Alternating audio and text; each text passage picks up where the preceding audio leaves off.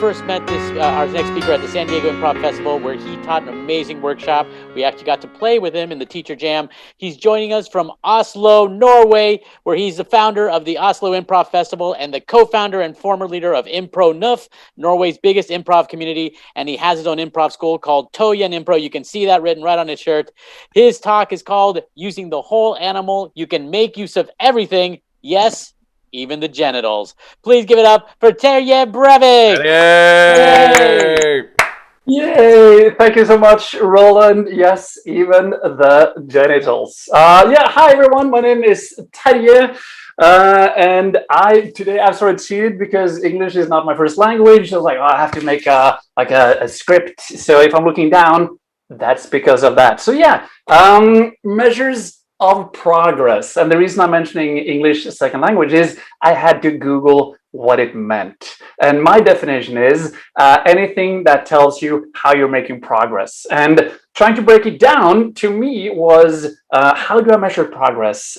First of all, what do I use to measure progress? My answer to that is everything, because everything is a gift. So I can choose to use everything to measure progress. Okay, how do we measure progress? And that is where we are so lucky as improvisers, because we have the best three things in the whole world to measure progress. These are improv exercises, improv games, and improv scenes. Those are it. And it doesn't matter if you're doing them or watching them. This applies to students, to teachers, to performers, everyone who wants to progress, to improve what they're doing. So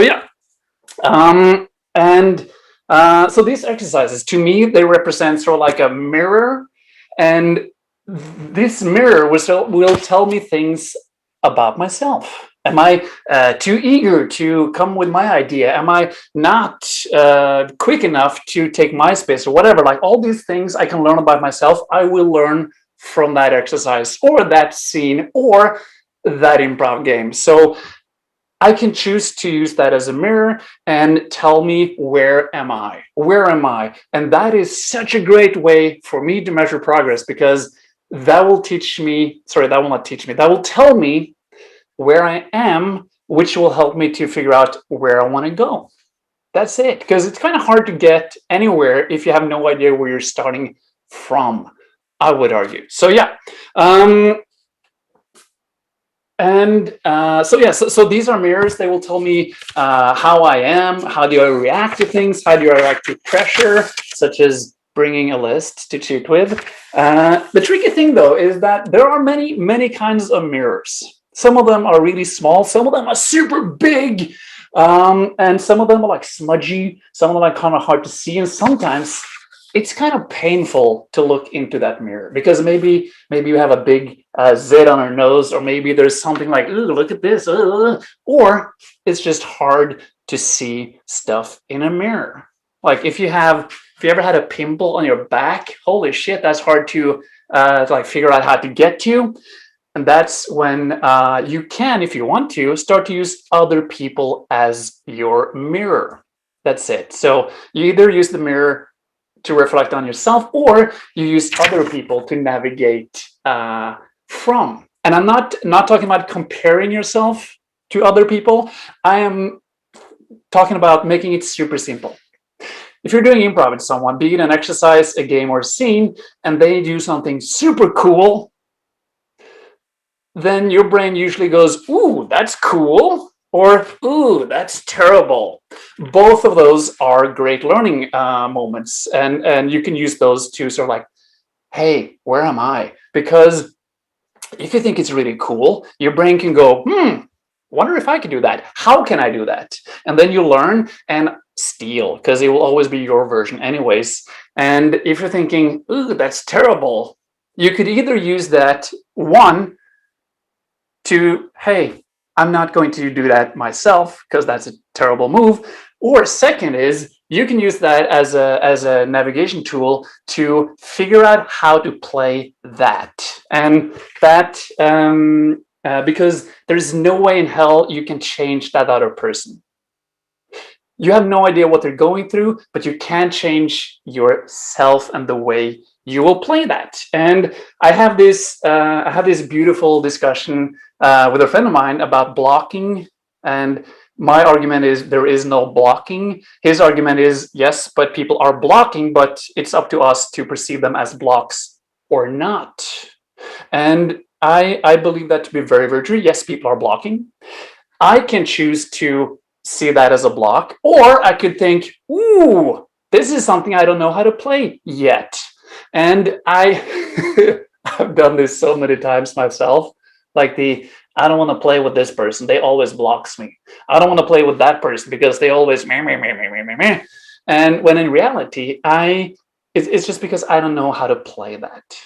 Now, shifting my mindset to that person is an idiot to that is someone I can learn from. Sometimes it's the hardest thing in the world, but I promise you, if you start training yourself to go into scenes with those people, holy fudge! I'm not swearing, Roland and Rich. You will learn so much from that. And as Marcus said, what hinders you? The task that hinders you is the task. I'm paraphrasing. What hinders your task is the task. So it took me way too many years to realize this. Everything is a gift on stage, and I suggest to be like a kid and go like, how can I learn from this? How can I learn from this? How can I learn from this? So yeah. Another part of the animal, because this is a big animal, this is a beast of improv, is cringe. And now we're going into therapy here because to me, this is also a measure. And when I started doing improv, I was 32.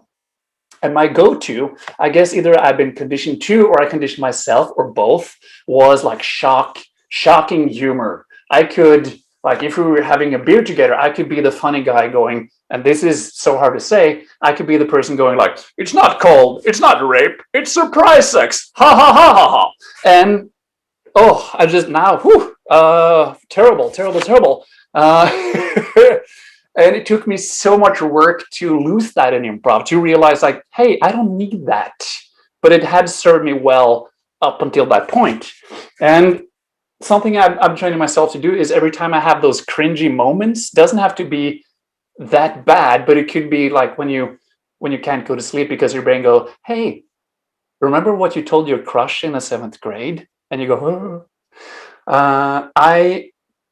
what I do is this. I say, that's interesting. And then I try to convince myself that means I have learned something, because otherwise I would not cringe from that. And the weirdest thing is that since I started doing this, I don't know, a year ago, I can't remember the last time I had one of those, can't believe I did that thing forever ago. And so try it if you want to. So yeah. Oh, holy shit, time flies. Woo! So yeah. Also, this is obvious, but well, maybe it isn't. Sometimes, speaking of using the whole animal, even the genitals, sometimes that penis and or vagina can send an important message. We don't know. We just need to figure out what works in that moment or not and be ready to adjust. So let's see if this is a good ending. Yes. I have 2 endings. Let's use one of them. I mean, if they figure out how to make glue from a horse, and I looked up that process, it's a lot of steps. If they figure that out, we should be able to have fun with either a block in a scene or a suggestion that is pineapple, or the age-old suggestion of dildo. And maybe instead of going no, we need something else, we could go, hey everyone, welcome to the Detroit, I wrote this down.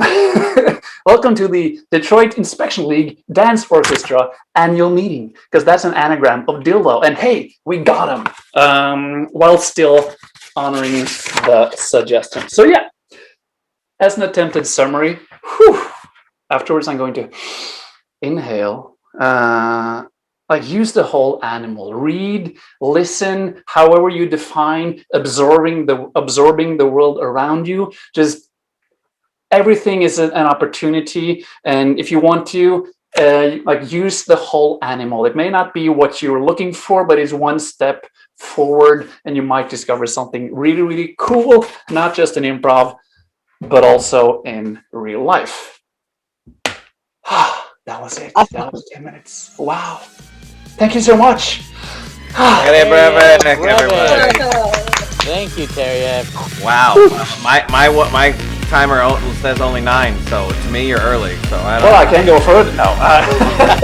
It's a conversion of metric time. I don't know how Well, yours he's in works. Norway. The time there is different. Very powerful stuff, Dave. Thank you so much.